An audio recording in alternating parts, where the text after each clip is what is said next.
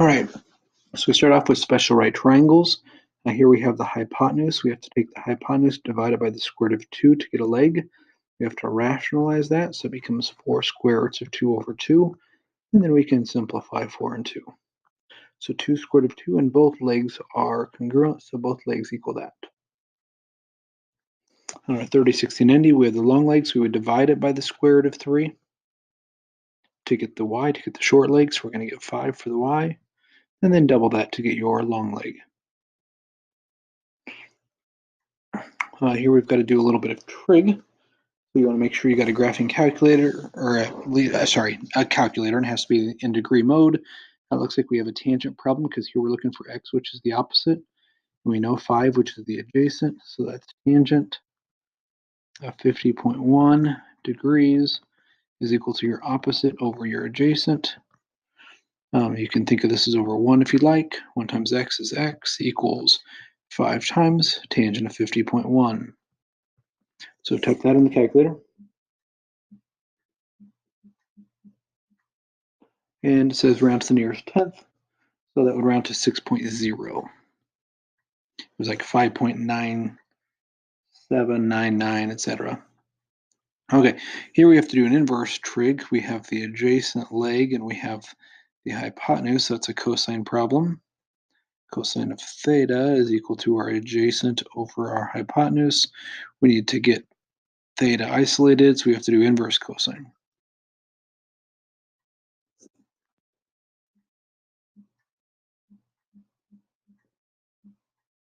Giving us 48.2 degrees. Now we go exact value, so we don't need calculators for this. Sine of pi over 2, that's 90 degrees. So it has an order pair of 0, 1, and sine is the y value. So the y value is 1, so 1 is our answer. Remember, on our quadrantal, sine is y, cosine is x. Tangent's y over x. Cosine of 300 degrees, it's right there. The difference between 300 and 360 is 60. We have a 60-degree reference angle. So now, let's label our sides. Here would be our 1 over there. Here would be our square root of 3. It is going down, so it's negative. Your hypotenuse is 2. And so now we have to do cosine, so it's the adjacent over the hypotenuse. The adjacent was 1 over the hypotenuse, which was 2. 3 pi over 4. That ends up being right there, a 45-degree reference angle. So we have a 1 and a 1. This one is to the left, so it's negative. The other goes up, so it's positive. And square root of 2 for our hypotenuse. And so opposite over adjacent, opposite is 1 over adjacent, which is negative 1, so that's just negative 1. Cosecant of negative pi over 6, that's negative 30 degrees.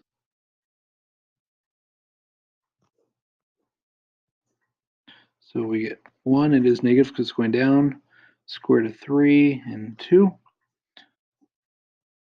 And so cosecant is the reciprocal of sine, so we want hypotenuse over opposite. So that becomes a total of negative 2. Secant of 180.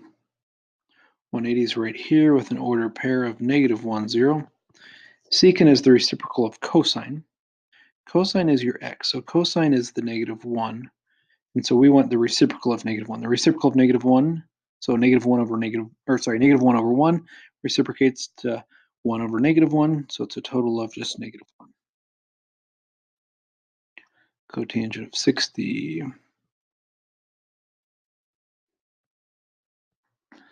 So we've got our 1 right here, square root of 3 right there, both positive, hypotenuse of 2. So cotangent would be adjacent over opposite. And so we have to rationalize that, square root of 3 over 3. All right, number 11 is a law of cosines problem. We need to find C first because it would potentially be the biggest angle. So the law of cosines, if we're using angle C, is this. Oops, should be an A, sorry.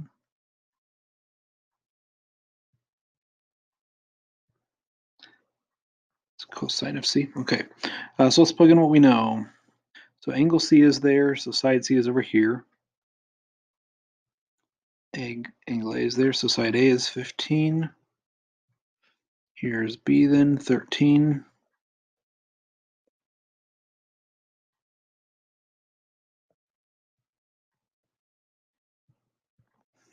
Okay, do a little evaluating. 17 squared is 289. I'm going to do 15 squared plus 13 squared.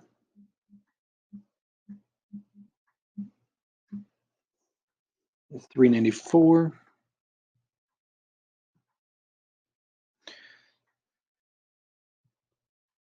Should be minus 390 cosine of C. We have to subtract away the 394.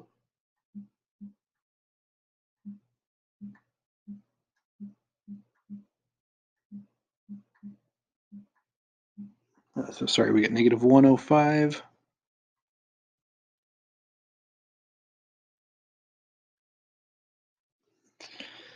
And so cosine of C is equal to the fraction. We can get rid of the negatives because they're double negatives. So now I just do inverse cosine of that fraction.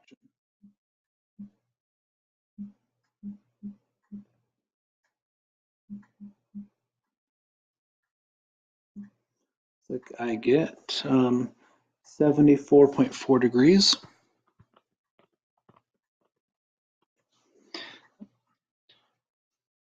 I can repeat that process for B or A, or I can switch over to law of sines. I'd rather switch over to law of sines.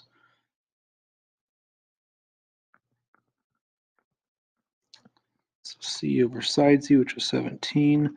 Let's find B next, just because it's next on our list.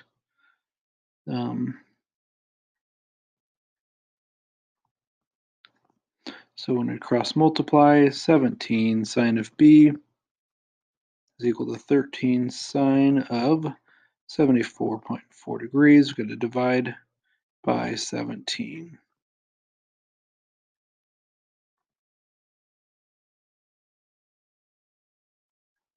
And to get B, we have to do inverse sine of that.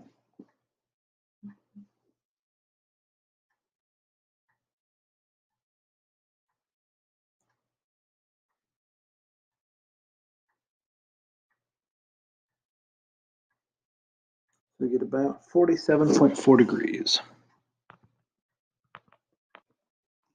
And then lastly, for the third angle, we know two angles now.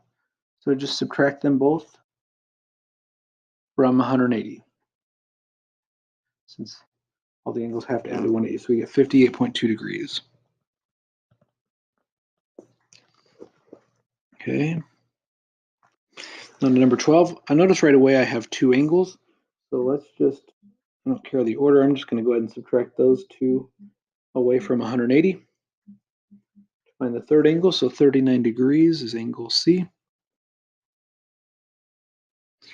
We're looking for side B, which is right here. We know side A, we don't know side C. Okay, we can use law of sines because I know both A's. It is not the case where it could be more than one triangle or zero triangles, so I don't have to worry about that here. Let's find B. Cross multiply.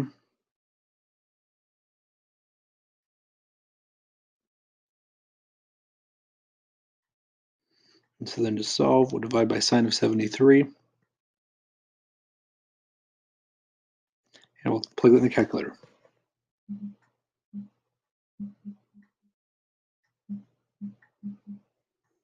21.3. And then for C, we repeat the process. I'll use my C's my A's again, but this time I'll use C. So sine of 39 degrees over C. So I'm going to ultimately end up with 22 sine of 39, and it'll be divided by sine of 73.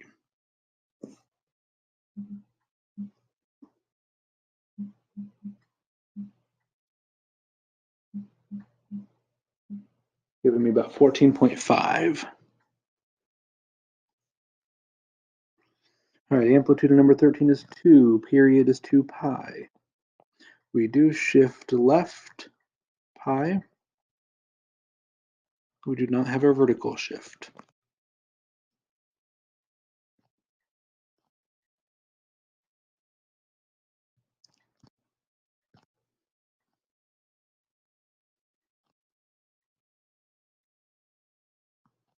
Okay, so if I start at negative pi, and I go 2 pi from there, negative 2 pi plus 2 pi gives me pi, so it brings me out to positive pi. 90-degree quadrantals from there.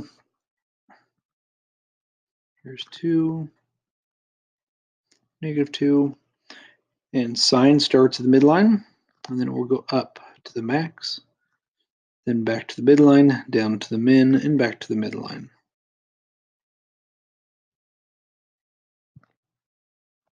All right, number 14, amplitude is 3. It has been flipped because of the negative. That doesn't necessarily affect the amplitude. Period is pi. There is no horizontal shift, but it does go up 1.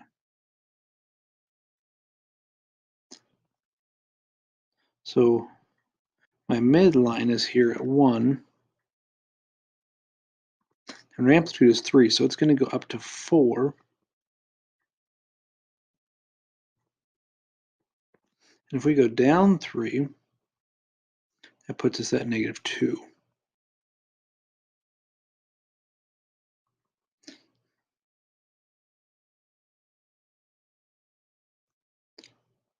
Okay, so we complete a period in pi, so half of that is pi over 2, half that's pi over 4, and so then 3 of those is 3/4, 3 pi over 4.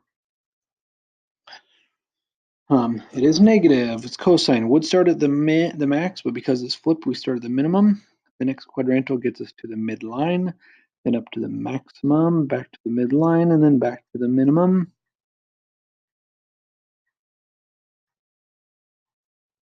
And there we go.